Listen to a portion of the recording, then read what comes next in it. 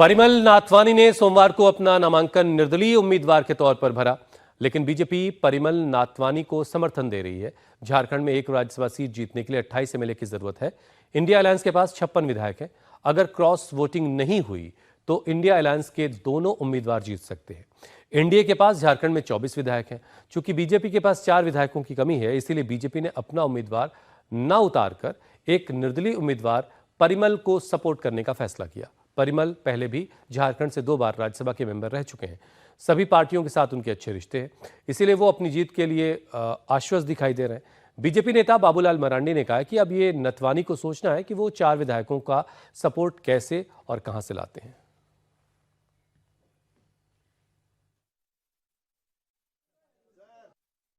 स्वाभाविक है कि हमारे पास एनडीए गठबंधन के पास 24 एमएलए है, जीतने के लिए 28 चाहिए।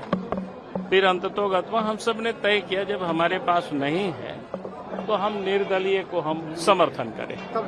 और परिमल नाथवानी जी जो कि टेस्टेड है, यहाँ पर 2 बार वो एमपी रहे हैं, अब कहाँ से आएगा, तो वो नहीं निर्दलीय, वो अपना लड़ रहे हैं, वो बात करेंगे ना।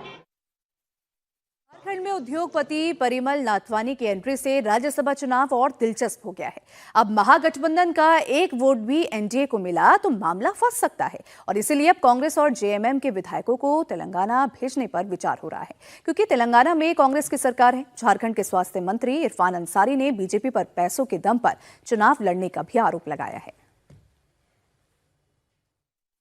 अभी पहले झारखंड को बचाना है। आप देख रहे हैं कि धन पशु आ गया है यहाँ पर, अदानी, अंबानी और नाथवानी।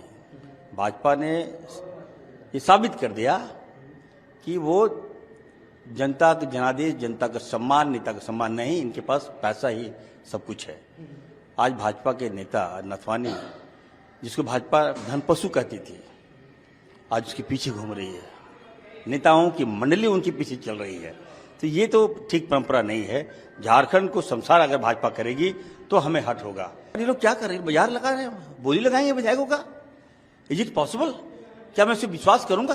क्या टॉयलेट में करूंगा? क्या ये क्या दिखाना चाह रहे हैं? मैं काफी हर्ट हुआ हूं मैं, और मैं कहना चाहता हूं कि भाजपा बंद करे ये खेल। This is not fair. आपके पास अगर कैंडिडेट नहीं था तो आपके पास संख्या बल भी नहीं है, तो you should stay in home. Why you are fighting? ये पिछलग्गुआ बनेगा क्या? उधर मध्य प्रदेश में बीजेपी ने तीसरा उम्मीदवार मैदान में उतारकर चुनाव को दिलचस्प बना दिया है। मध्य प्रदेश में राज्यसभा की 3 सीटों के लिए चुनाव होना है। विधानसभा के नंबर के हिसाब से बीजेपी के 2 और कांग्रेस के 1 कैंडिडेट की जीत तय है। बीजेपी की तरफ से तरुण चुग और रजनीश अग्रवाल, जबकि कांग्रेस की मीनाक्षी नटराजन उम्मीदवार हैं। लेकिन आखिरी मौके पर बीजेपी ने अपना तीसरा उम्मीदवार महेश केवट को भी मैदान में उतारकर राज्यसभा चुनाव के सियासी गणित को उलझा दिया है। अब बीजेपी के महेश केवट उसी स्थिति में चुनाव जीत सकते हैं जब कांग्रेस के 9 विधायक क्रॉस वोटिंग कर दें।